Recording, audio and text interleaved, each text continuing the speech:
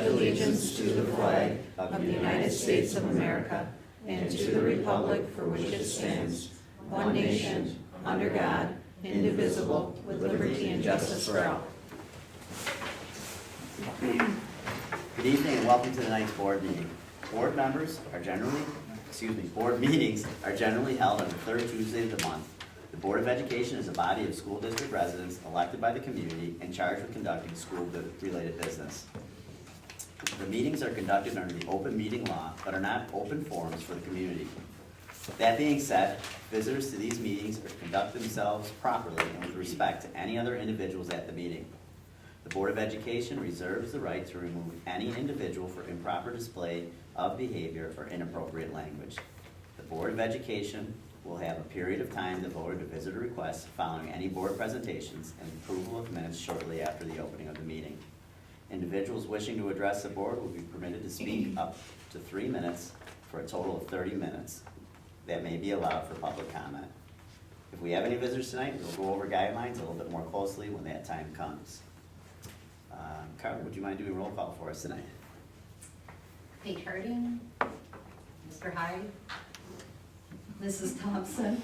Here. Mr. Lamb. Here. Mrs. Junker Davis. Present. Mr. Stovall. Here. Mrs. Emerson. Here. And Mr. Zila. Here. All right, thanks, Carla.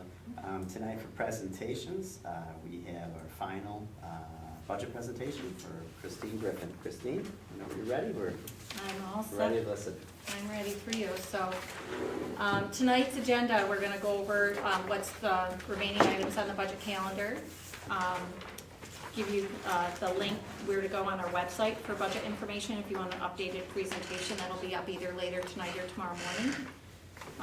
We'll give you a little bit of a budget at a glance and give you some information on our tax levy and tax rates and historical stuff. Talk a little bit about our proposed expenditures and revenues, fund balance and reserves, and then what's on the agenda tonight for board motions for the meeting, and then information about our budget hearing and budget vote dates. Last week we conducted a budget workshop and we did a long-range financial analysis. Next tonight is where we need to adopt the obviously do the final budget presentation and adopt the 24-25 budget and approve the property tax report card. Applications for candidates for the Board of Education are due on April 22nd. And then April 26th, districts must distribute military ballots.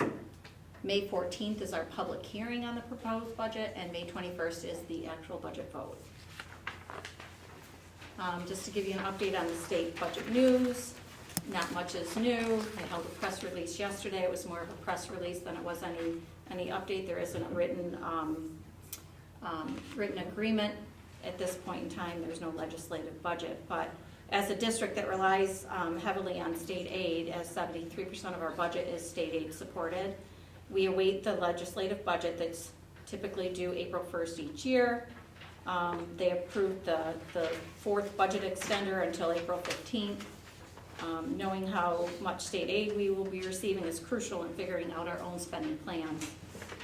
It appears they've reached an agreement to maintain the save harmless provisions, which means that the district won't relieve less in their foundation aid, which is about $10 million for us, than the previous years. But the inflation factor used in calculating the foundation aid formula is still being discussed. Like I said, despite the press conference yesterday, the legislative budget is still not in writing. We do not have new updated state aid runs. What does this mean for OA? As our foundation aid is $10 million, to put it in perspective, last year we received an aid increase of about $388,000. This year we aren't receiving an increase at this point in time, given declining enrollment and the fully functioning foundation aid formula. So we were actually threatened, so to speak, with a reduction in foundation aid if they ran the formula as is, but if we're in a safe harmless and they do that, we would stay the same as we were in the prior year, which is about $10 million.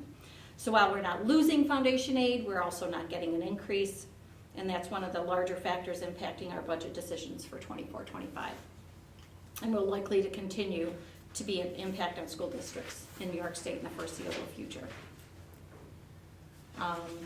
Just so you guys can always go back and find information on our budget, we will always keep this page updated. Usually the night of the board meeting, after the meeting, or the next morning, I will update it with the latest budget presentation and any information that I have to update. So you can get that by going to our website under district. There's a link for budgets. So the proposed budget for 24-25, we have a little slight change in our total expenditures since our budget workshop last week. We are proposing an expenditure budget of $25,021,919, and that's an increase of approximately $927,000, or an increase in expenses of 3.85%. This is largely driven by increases in salaries and the loss of pandemic-era aid, that causing some salaries to be brought back into the general fund from the federal grants for 24-25. So at our budget workshop last week, we presented a long-range financial analysis completed by an outside consultant, Rick Timms. This included a thorough analysis of our individual revenue lines, state aid, tax levy and other revenues, and expense lines, particularly our largest expense, which is, we know, we're a human capital business, salaries and benefits, which is largely, that expense is largely driven by the collective bargaining agreements. Based on this analysis, it was decided that for the 24-25 school year, we would levy $5,696,634 to help balance next year's budget. That amount is calculated through the tax cap formula and represents 4.02% increase. We will get into some details, but keeping an eye on the big picture, it comes down to simple math. If your expenses are increasing 4% a year, your revenues, all inclusive, need to keep pace with that, or you begin dipping into savings, reserves, and fund balances. So to balance your budget, which is not sustainable long-term. Driving that decision, obviously we talked about the foundation aid and save harmless. Federal pandemic era aid is going away. We had $3.4 million flow into the district in the last 3 years, and that is done. We were able to fund the summer program, after school program, an additional math and literacy support, and we brought a social worker to the district with those funds. Some of those salaries are coming back into the general fund this next year. CPI, the tax levy growth factors, which is only one of several factors in the tax cap calculation. In the past few years, it's not tracked with CPI. And I'll go into that a little bit in the next slide. But what that means is that expenses have increased with CPI. As we all know, go to the gas pump, go to the grocery store, our expenses have increased. But our tax cap formula is actually capped. That's the factor when you hear the 2%.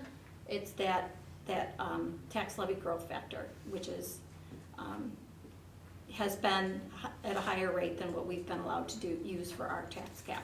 And during the same time period, we've also levied less than 1% over the past 3 years. 1.95 3 years ago, 1% 2 years ago, and 0% last year. And another thing, factoring our decisions and increasing the tax levy was the increased reliance on the use of fund balance. That can't continue. Since the March board meeting, we obviously examined staffing, enrollment, class sizes, equipment needs, and other expenses thoroughly.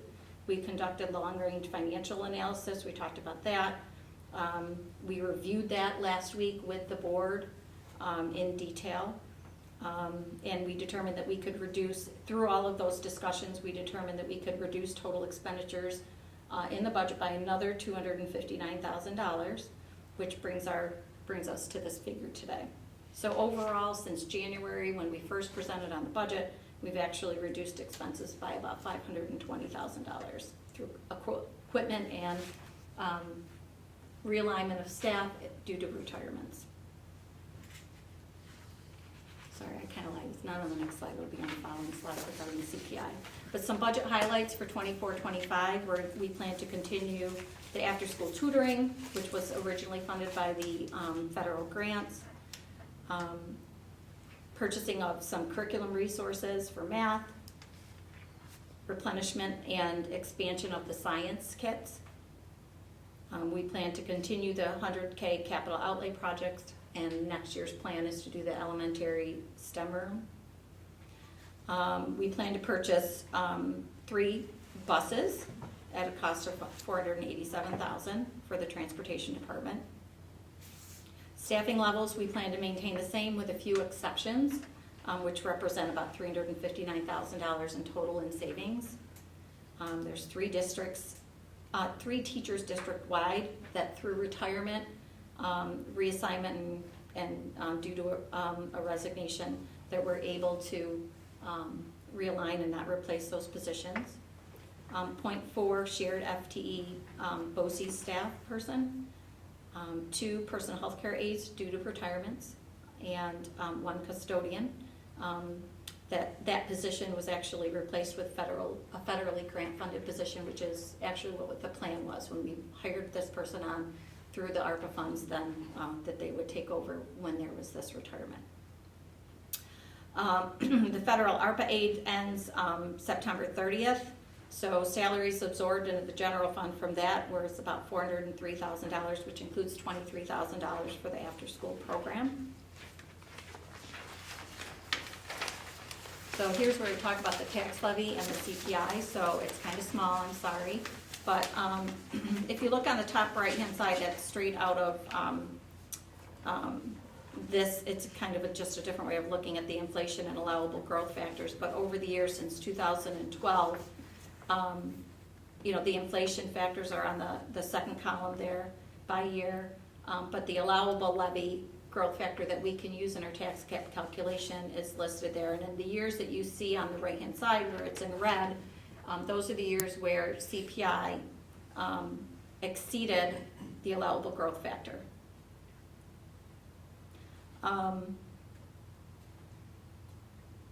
Just looking at the last 3 years, inflation has gone up, 4.7%, 8%, 4.12%, but our levy calculation was limited to 2%.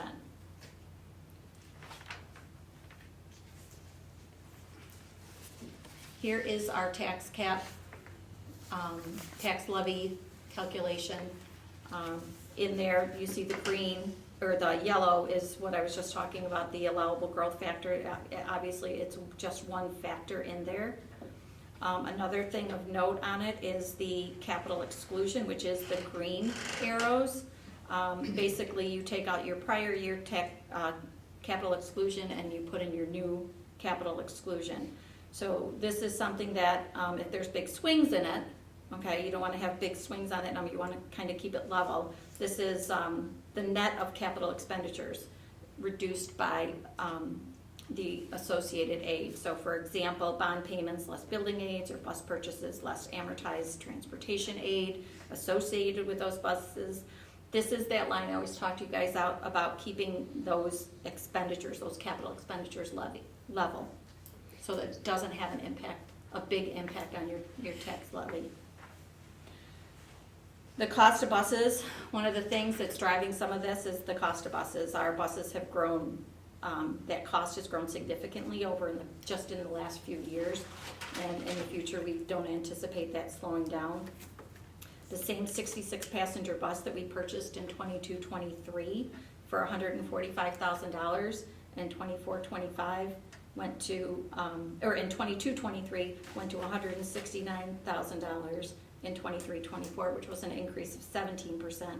And that same bus is now $188,000 for 24-25, an increase of another 11%. So a bus that has gone up $43,000 in just the last 2 years. That's 30%. These diesel buses are amortized and aided over 5 years, so you get aid over the next 5 years. So if you keep your purchases level and your aid level, that transportation aid that you get on it kind of offsets those expenses. What's going to get complicated is when we have to start buying those zero emission buses when they're $500,000 a piece and they're aiding them over a period of 12 years. We're gonna head into some wonky effects on our capital exclusion. So we're going to be watching So basically, the 100K increase between, the 508, if you look at the top one, the prior year levy exclusion that we reduced, and the new one down at the bottom, which is 608, is really the increase in the buses. This year, we're doing 2 66 passenger buses and 1 smaller bus. But that's the biggest impact on that. So the tax levies history for, you guys, a lot of you that come to these meetings all the time, see this chart all the time. The blue line is the, what the tax cap was, and the yellow line is what we actually went out to. Of note, since the enactment of the tax cap legislation in 2012, the average levy change or increase that OA has done, inclusive of this year at 4.02, the average since 2012 is 1.13%.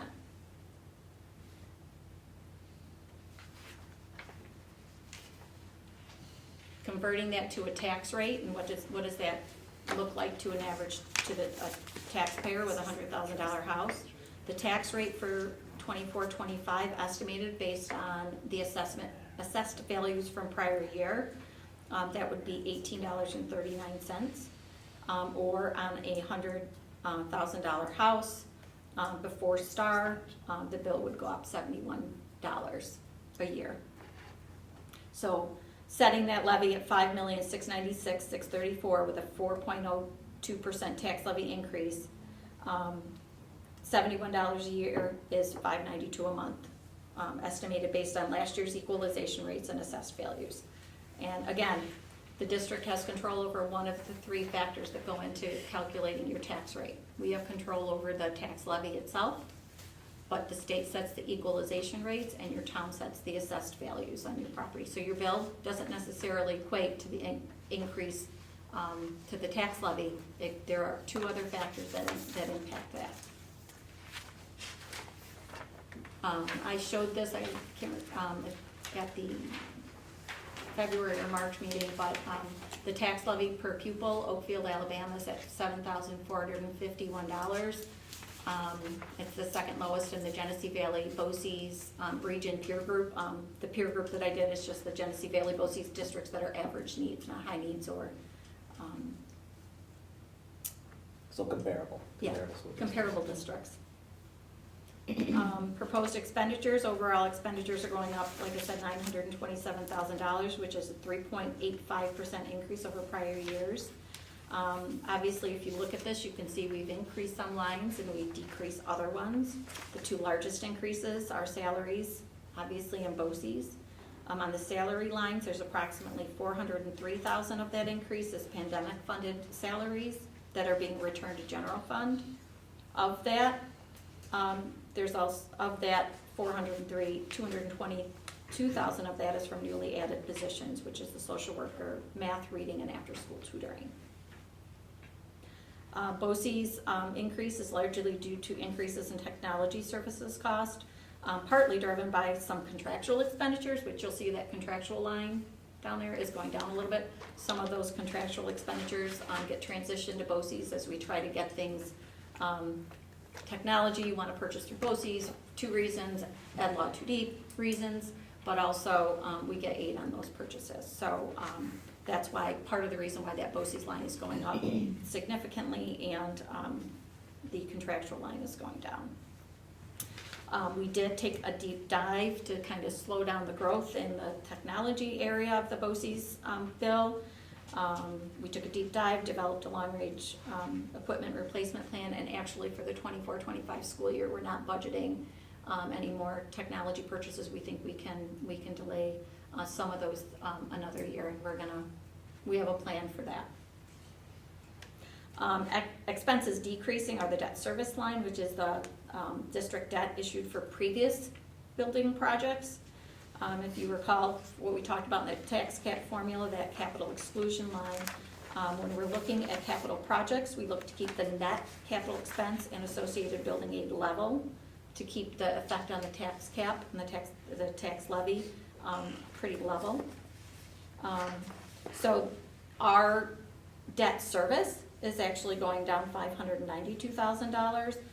We do have a loss in building aid at the same time of about $305,000, so one of the things that we are actually doing, and that's one of the reasons why we are keeping that transfer to capital at $450 to kind of keep that level and the impact on the tax levy level.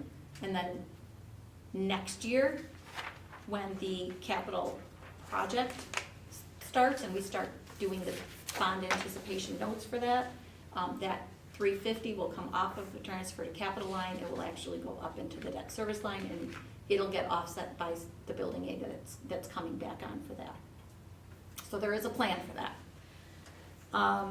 Equipment's going up only $63,000, even though we are buying more in the buses.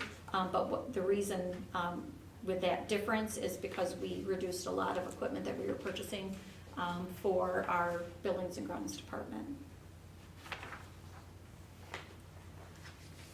Proposed revenue for 24-25, even though our expenses are going up 3.85% or $927,000, our state aid is only going up $272,000 or 1.69%. And part of why we're seeing an increase, even though I told you that our foundation aid is flat, of that 16 million, 10 million of that is foundation aid. That piece is flat, but the rest of it did grow.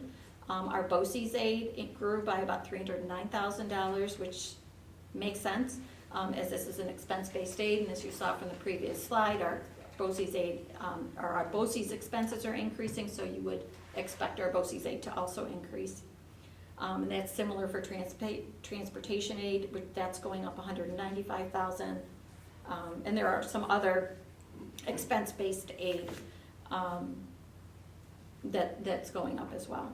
So, key to note here is that while our expenses are going up that amount, and our revenues are only going up $248,000, we're appropriating $998,000 in fund balance, which is $345,000 more than what we had appropriated in the prior year. Just pointing that out that, and reminding everyone that increased use of fund balance to balance your budget is not sustainable long term. So we're going to talk a little bit more about appropriated fund balance in the next slide. So based on what I'm projecting for actual revenues and expenses for 23-24, coupled with returning $280,000 of non-spendable fund balance that we carry, and I'll dive in a little bit more about our fund balance in another slide, for prepaid health insurance, we'll be able to accommodate this level of appropriated fund balance for next year at $998,000. Looking at the future, we will continue to evaluate staffing levels and class sizes and make adjustments as appropriate when we have the opportunity to do so. OA is experiencing declining enrollment, as is other districts across the state. This is part of the reason that the foundation formula is now problematic for us. And that we're in the safe harmless status that we're in, is the number of students that factor into that calculation. So for example, and I don't have the presentation here, but it is on the prior months, but we've had an 18% decline in enrollment in the last 10 years. At the same time, we've had an 18% increase in teaching staff. So we've had our student to staff ratio has gone down by 31% in that same 10-year period.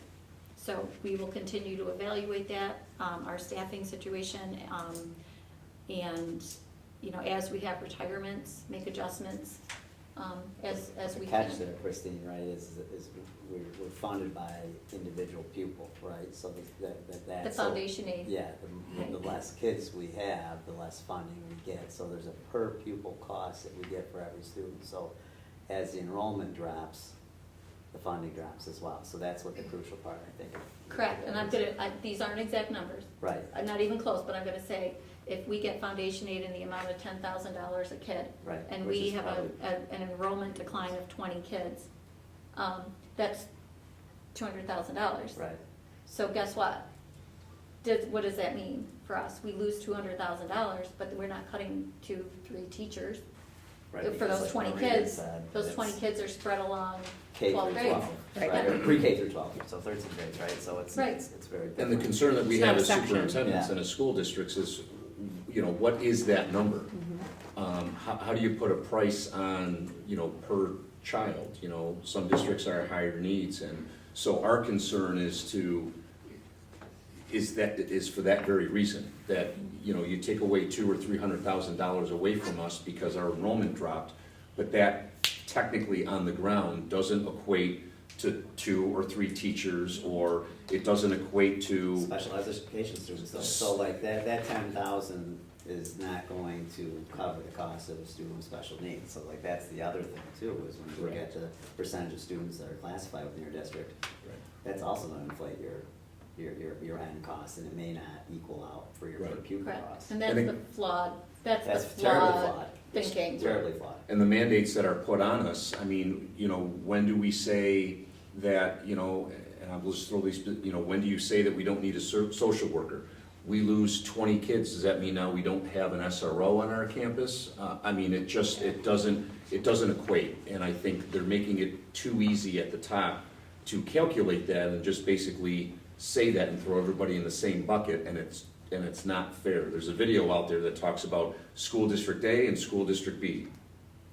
Well, there aren't just 2 different school districts out there. We're all different, we all have needs, and that's the concern that we're advocating for, is really to dive in and make this equitable across the state, so.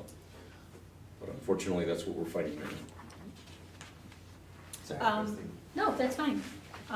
So proposed, just a side-by-side to show you the balancing of the budget. Our expenses are the $25,021,919, and, you know, our revenue with appropriated fund balance, is balancing that. Let's talk a little bit about fund balance, because I know that, you know, obviously that $998,000 is a big figure to some, but let's take a look at, dive into fund balance and reserves for Oakfield-Alabama School District. So at the end of each year, this is our fund balance, and this is not reserves, this is strictly fund balance. So there's different types of fund balance for a school district. And at the end of each year, we take a look at last year's ending fund balance and add to it any surplus from the current year. So what you do at the end of the year, you say, well, okay, so what did I actually get in revenue and what did I actually spend? And that difference gets added into last year's fund balance. And then you allocate that into these various buckets.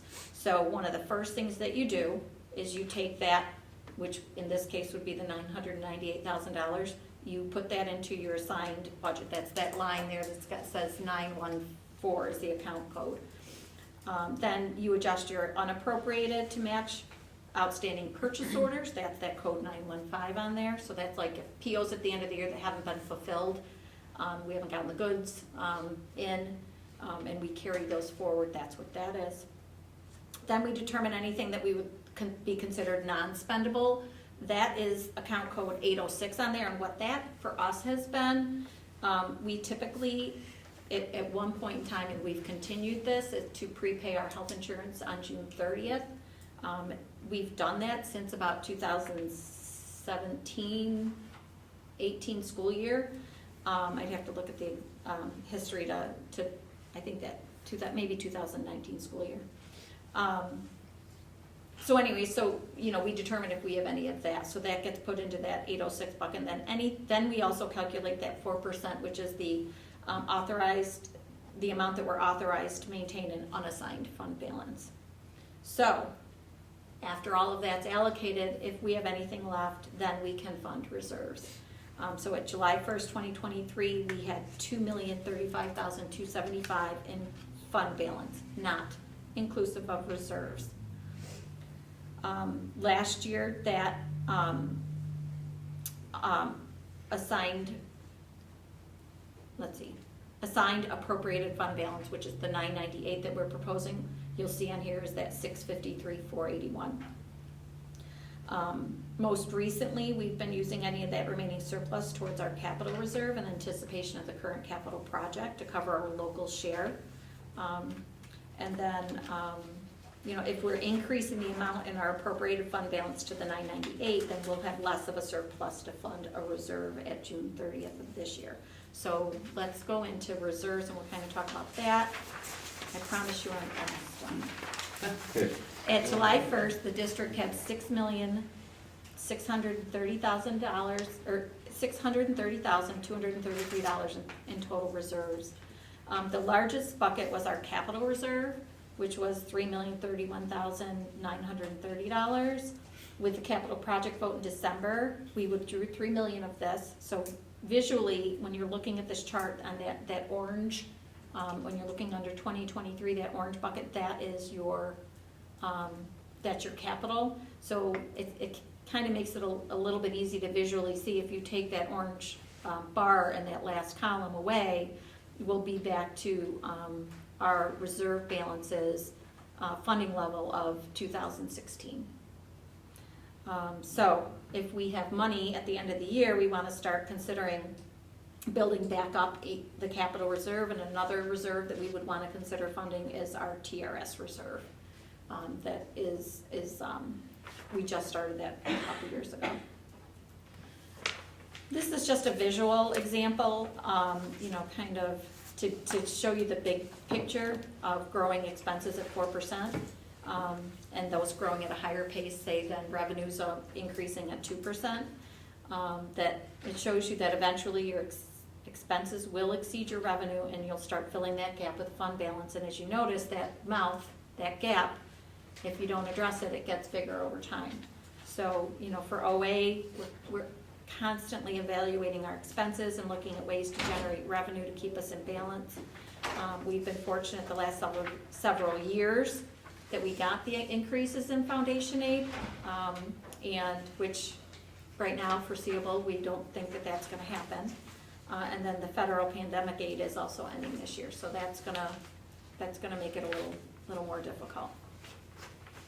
So on tonight's board agenda, there's two motions. One is for approving the general fund appropriations for the budget and approving the property tax report card. The next time you'll hear from me will be on May 14th at our budget hearing. That's at 6 p.m. And then our annual budget vote and board member election is on Tuesday, May 21st from 11 to 8 here in the community room. One proposition on there for the budget, and then there's 2 open seats for the board. Glad to see Maria's rerunning, and we are unknown at this time.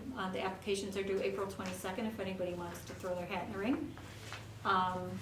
And one of the other things that you will see on there that I didn't put in the presentation, but I do want to make note of it, is now that the library's a public school district library, they will have their board of their trustees on there as well. So you will see another item just for a person being elected to the library board. I know that was a lot of information. I tried to give you as much as I could, but anybody have any questions?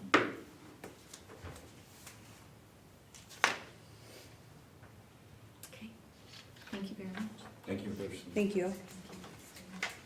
Thanks, Christine. Okay, on to item 3, the approval of minutes. Be it resolved that the minutes of the March 19th, 2024 regular meeting be approved. Can I get a motion? So moved. Second? Thanks, man. Any discussion? All in favor? Aye. Opposed? Motion passes. Carla, do we have any visitors tonight? We do not. Okay, thanks, Carla. Approval of warrants. Be it resolved that after an audit of the bills, payment of the warrants and internal claims audit reports be approved. Can I get a motion? So moved. Thank you. Can I get a second? Second. Thanks, Millie. Any discussion? All in favor? Aye. Aye. Opposed? Motion passes. Treasurer's report. Be it resolved the treasurer's report for the month of February 2024 be approved. Can I get a motion? So moved. Can I get a second? Second. Oh, tie goes Who's Maria? to Maria on that one. Any discussion? All in favor? Aye. Opposed? Motion passes. Christine, you got anything left in the tank, or is that all you got? No, that's all I got. Okay, thank you. John? Sure, we got a couple updates. Spring sports are in full effect. But first, I want to thank our buildings and grounds team for their hard work in preparing our campus and fields. Even with this past weekend's rain, our teams were able to get out there yesterday and play, and the fields looked great. So I want to thank our team for your continued upkeep of our campus during this time of the year with our, if you want to call it inconsistent weather, it's crazy out there.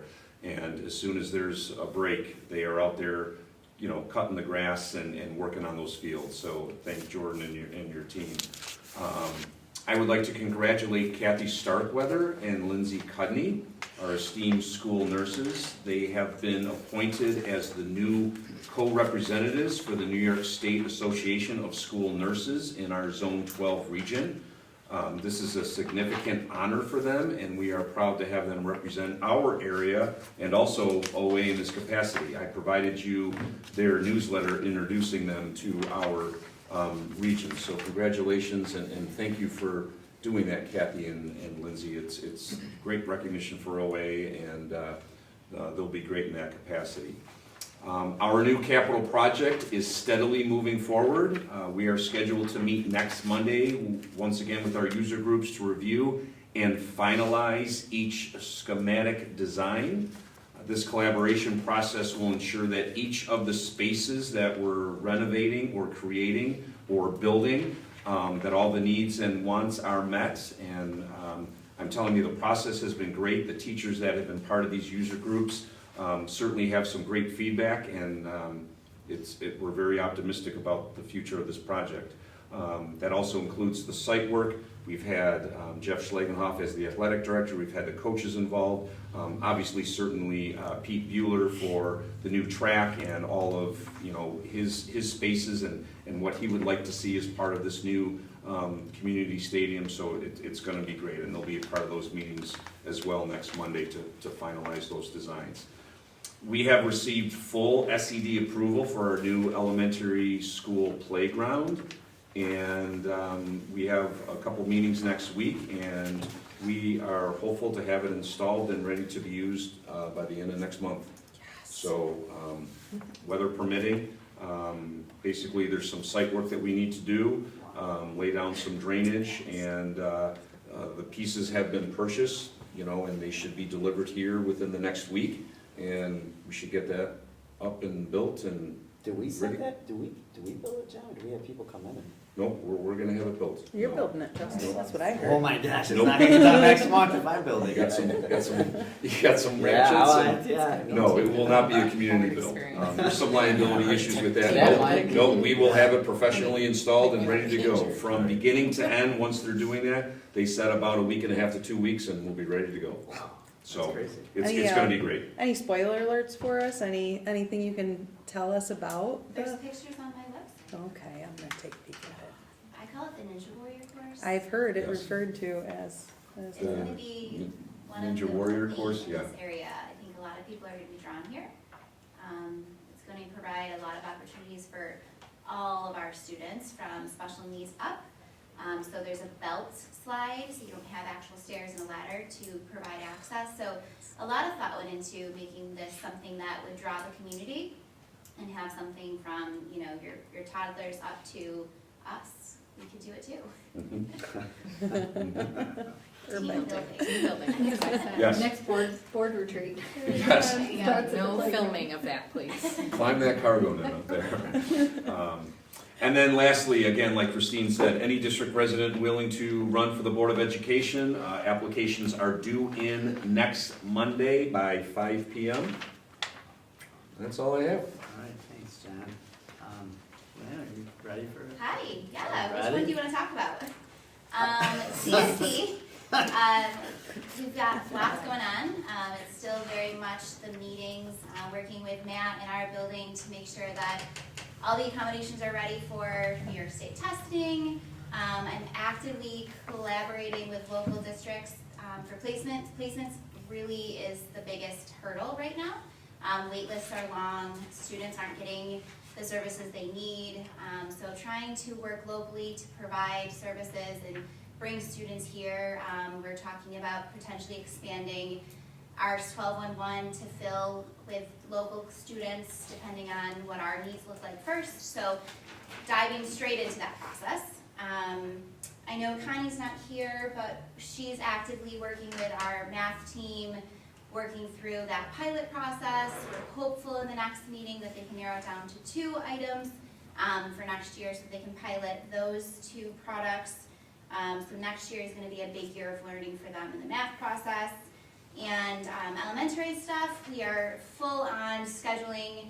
Our schedule team met Monday. They've got a ton done, really trying to work through the needs of our students, our special ed population. So they've really attacked that. So a lot of things happening at once, but all making a lot of progress. Then for the math pilots, are you looking to go to, or is Connie thinking about going to visit this in like a So, classroom or another school district that's using Some it? of the products that are local, they've kind of disowned. We have a rubric that they filled out that the teachers worked through, and it's a rating scale. So we have to go back. We have one more product that we just got, they really want to work through, that Brockport, I think adopted a couple years ago, and they're very favorable upon. So part of that process for us is to say, pick the 2 companies you want to work with. From there, the new principal will also help with Connie and lead the charge of those visits. Sure. Whether we bring teachers to us, do some Zooms, go see. So that's something that I'm leaving open-ended for the next sitting principal to make Yeah, those because that's decisions. super valuable. Like, It we've is. had other school districts come in and just watch. And A lot of people around us are kind of going back to the modules and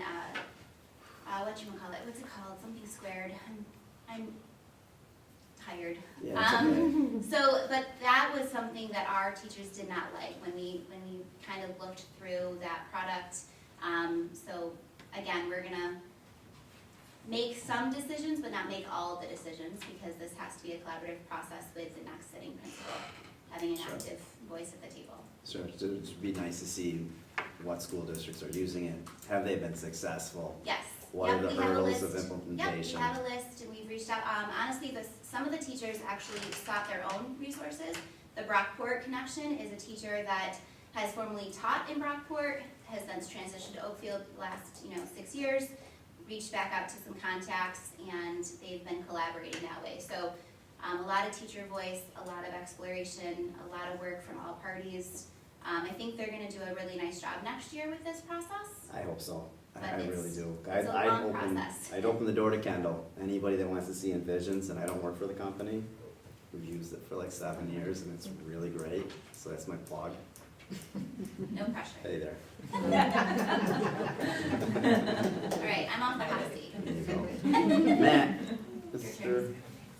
Matt, like the shirt, very flashy. I like it. Our scheduling committee is also set to meet, actually we're meeting tomorrow, which is kind of an exciting day because over the break I crunched some numbers, we carved out course sections, tentatively scheduled teachers to those sections.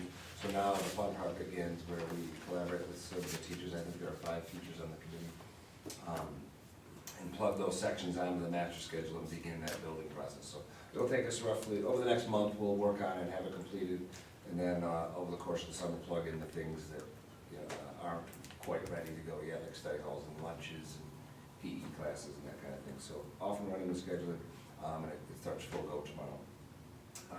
Third marking period also ended Friday. Report cards will go out this week, which means, and this is not too early to think about, end of the year awards ceremonies. We start to plan those based on 3 marking periods with the data. So that really is a sign that the end of the year is approaching, and it's fun to start planning for student recognition. So that's coming up. And then summer school, we send out feelers to staff. I'm pleased to announce that we can run summer school fully staffed, have all the core areas plus special ed covered, and I'm excited about that. So the next step is to identify which students we think will benefit from it in grades 6, 7, 8, and send out invitations to those parents. So. Thanks, Matt. Let's see here. Rob. All right, well, in 2 days from now, the ELA computer-based testing starts. So in my world, there's a lot of nervousness or whatnot, but really we've been, since 2016, rock solid with no internet issues and knock on wood. So we have our special batches of loaner Chromebooks available with different styluses, and we have all the gear that we need ready for that. So ELA starts this week, and then next month will be math, and then there's also a science one there too this year. Next week, the ViewSonic auction closes on the 23rd, which is Tuesday there, so tell your friends, anybody that wants to, the ViewSonic panels, there's 25 of them this time, they're all listed as individual lots, so nobody has to buy a batch of a dozen of them. Rob, where It's are those listed? What auction? It is Auctions International. Auctions International. Yes, yep, and you can just simply type in our zip code, and it'll go right to it. So that was a 2-week running, so the 2 weeks expires next week on Tuesday. The minimum bid is $25, and I see a lot of them are on listed for $26. So go ahead and say $27, and you'll be in the running kind of thing. So I had a lot of questions about them because people are thinking like, do I need internet? But they can just be a dumb TV with HDMI inputs. They just happen to be 75 inches, and they're touch sensitive, so you could hook up a laptop and have it be touch. But you don't have to. It could just be a large display on the wall that is much more affordable than buying a brand new TV for $500 or $1,000. So that's next week. And then in 2 weeks from now, I'm honored to say I was asked to attend and present the Brainstorm Conference in Sandusky, Ohio, to talk about how we use SysCloud.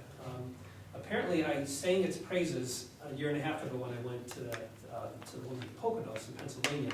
And I was talking about how we use SysCloud for that, and when the teacher left and we retrieved files, we got it this way because of SysCloud. And I kept saying that so much that the vendor then reached me and said, "You're really talking positively about our products. What if we take care of your hotel and stuff? Would you come and talk about it?" And then 2 birds with one stone, I get to attend the 4-day conference as well. So I'm going to be going to that in May 3rd, and looking forward to that. So that's all you got coming up.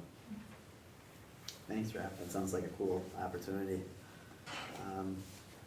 Trina and Adam, any updates? No, I don't think so. Okay, well, thank you. Yes. Mrs. Cicerano had a How do you bring up something this Lovely weather. lovely weather. Yeah, okay. Actually, I think you got wisdom tooth pulled today. Is that right? Oh, I had work done on this. Oh, work done. Well, your And smile's she has a wonderful. hole in her head. I have more work to be done. Actually, I know the new principal that's starting. She was a student teacher when I was on the elementary school. Oh, look at that. Well, that's great. Well, thank you, ladies. On to our consent agenda. Be it resolved that items 7.2 through 7.8 be approved by consent agenda. Can I get a motion? So moved. Thanks, Nat. Can I get a second? Second. Thanks, Nat. Any discussion? All in favor? Aye. Aye. Opposed? Motion passes.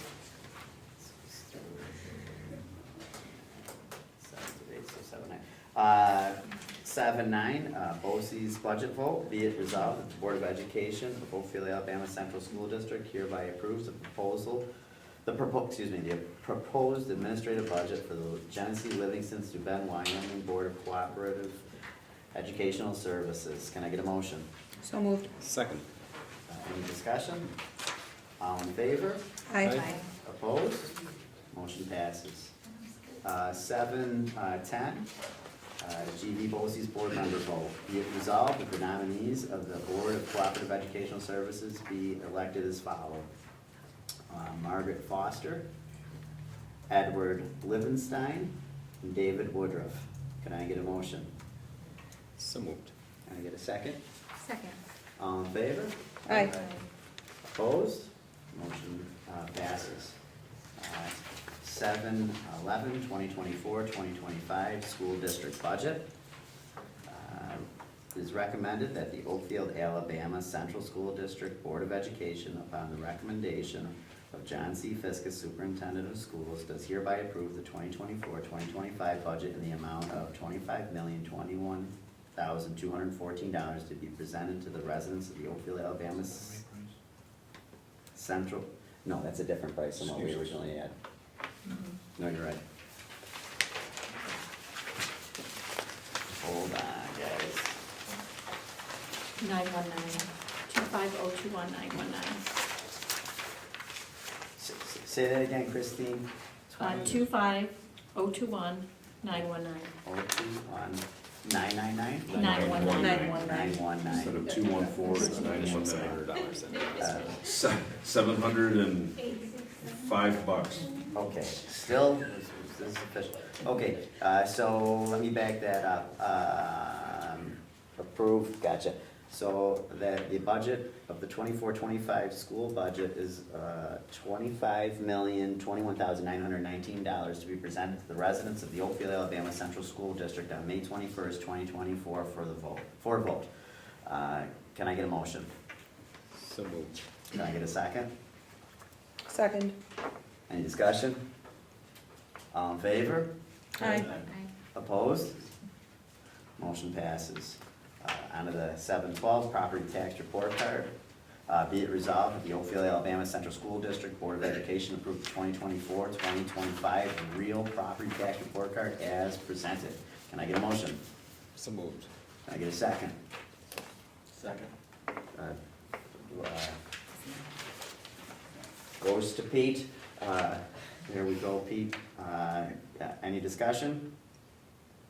All in favor? Aye. Opposed? Motion passes. Any communications tonight, Carla? No. Okay. Consent agenda, under personnel. Be it resolved that items 10.2 through 10.7 be approved by a consent agenda. Can I get a motion? So moved. Get a second? Second. Any discussion? All in favor? Aye. Opposed? Motion passes. Okay, so that. Okay, 10.8, retirement. Be it resolved that the Board of Education accepts the retirement of Letty Edgerton effective June 26th, 2024. Can I get a motion? So moved. Can I get a second? Second. Any discussion? Yeah. I was gonna say, she's been with us since 2003. What a role model.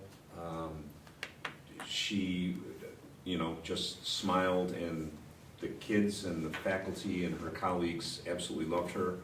And of course, I've gotten to know her over the last 5 years being here. Just a wonderful person, a wonderful role model for our kids, wonderful colleague, and she's going to be sorely missed. Yes, and she wrote a really beautiful letter to the board of extending her retirement, or to Lynn, actually, not to us, to you. But it was really well written and very thoughtful, and it's that thoughtful touch, I think, that we're going to miss when she retires. So thank you, Letty, for all the years of service. All in favor? Aye. Aye. Opposed? Motion passes. Okay, 10.9, elementary principal.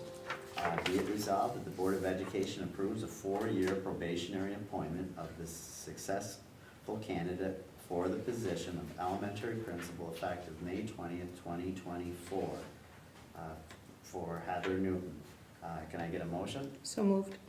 Need a second? Second. Any discussion? All in favor? Aye. Opposed? Motion passes.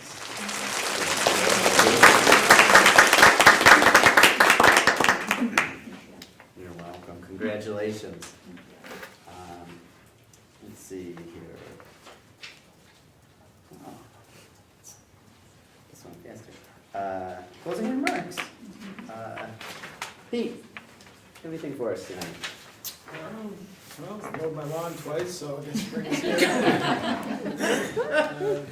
It was great to, don't think you really think of the end of the year coming, but like Matt said, the fourth marking period is here, and, we're about to embark on starting on the end of the year, so I think that's great. I think this time of year is a lot of excitement for the kids, because they can kind of see the end coming, and I'm sure teachers, the same way, you can kind of see the light at the end of the tunnel, right? I think, we've had I want to say a tough year, but I think of the years that I've been on the board, this is like the most we've had just a lot of stuff going on, and unfortunately, this budget's been pretty tough to get through, and we know we have some tough work to go ahead on that, but in the future, but I think that we have the right people in the right places to work through that, and just really looking forward to seeing the end of year activities come around for the kids and see them off for the summer. Thanks, Pete. Maria? Okay, I'll echo John, and everyone else. Thank you to our building and grounds. I was here just kind of driving around the campus over the weekend. Sunday, it was monsooning. I think the rain was coming in sideways, and I didn't think there was any chance these fields were gonna be playable. And yesterday I stopped down and they were beautiful. So, shout out to our building and grounds team for working around the clock to get those fields ready. State testing I know is coming. I know my kids have been talking about it in our house, so, you know, good luck to all of the kiddos and all of the teachers, and I know that we're gonna do a great job of just calming those fears and anxieties that sometimes come, you know, with the testing and the fatigue that comes along with that, so, good luck to everyone. I just wanna say now, officially, welcome to Heather. We're happy to have you here at the best district on earth, so welcome aboard. And then, as we mentioned during the budget meeting, I am seeking re-election, so I'm hoping to get the community's continued support at that vote, so thank you. Well, right now, you're gonna win by a landslide, it looks like, whoever this I mean, I don't, who's vacant gonna seat is. bet me whatever ice that cream? is. Matt, anyone? He's never Ice gonna cream? pay out, no, he won't pay out, I'm still waiting. Natalie, what do you got? Okay, so, every board meeting, I always am curious as to what's gonna be in front of me. There's always a stack of papers and folders, and I sat down today and there was a wonderful stack of thank you notes from the students that went to the Washington DC trip. So I wanna thank the two Callies, Melina, Cara, Carson, Jessica, Angelina, and Eli for those beautiful notes. I truly appreciate them. And I hope that we as a board are doing good for all the students and the teachers. The decisions that we've had to make this year are really tough. So I didn't get to see last year's budget, I didn't get to see the year before that. And coming in, I'm like, wow, this is mind-blowing. I've learned so much. I do a budget at home for groceries. So this is way more than groceries. And it's overwhelming to see how, you know, state funding can just be pulled out from underneath you and all chaos breaks loose. So I think that we have a really solid team in the teachers, in the administration. This board here is amazing to work with. I'm always in awe of everybody's knowledge and input and thought process. So I just want to say thank you to all of you for this first budget. It's been eye-opening.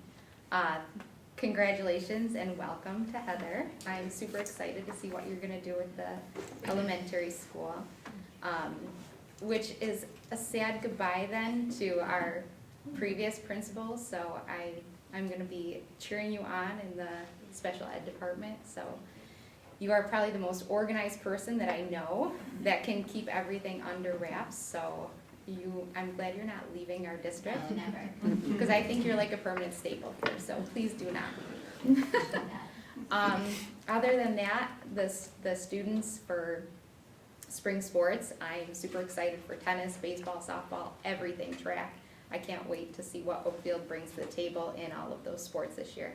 We seem to have some really great kids, so I think that's it. Nice, Yeah, thank you. For Grant? Yeah, I'll speak to the budget also. Thank you for the presentation. Christine did a really nice job putting that together for us. This is my 8th year being on the board, and this was the toughest one that we've had. We've been able to accommodate quite a lot, and things are changing. I'd say with this budget, there's some shared pain. There's pain to the taxpayers. It's a larger tax increase than I was hoping for. The staffing adjustments, the staff is going to notice that, and therefore the students will notice that, and then our reserves. So I would make a case that we save for a rainy day. It's important that we're not afraid to use those reserves when that rainy day comes, and I think that's where we are, and that's where the next couple of years will be. So this one was tough, and the next couple of years might be tough too, but we'll get through this. We appreciate the time that we put in on that, and hopefully the taxpayers support it. Thanks, Grant. Jamie? Yeah, I'll echo a lot of the comments already about the budget stuff that we have going on.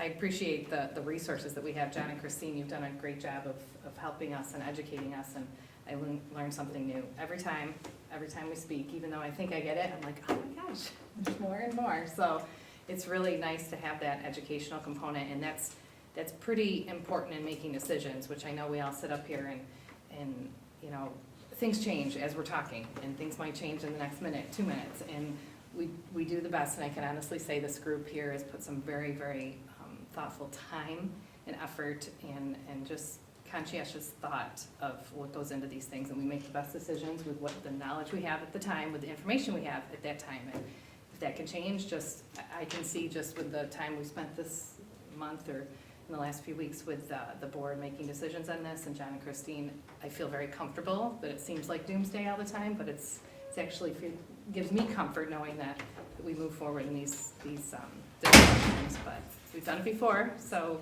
hopefully we do it again. Heather, welcome. Excited. Welcome to the district. Thank you. Thank you for coming. That's it. Thanks, Jackie.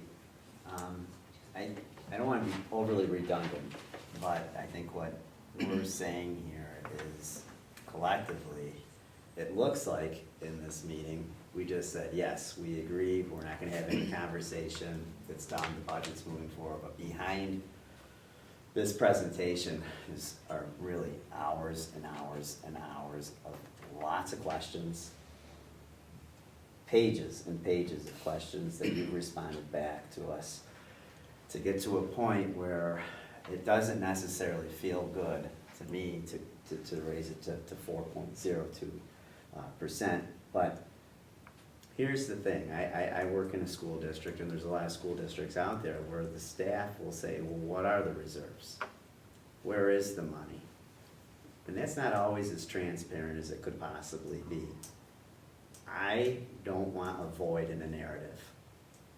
Because when there's a void in what's really happening, people come up with their own stories.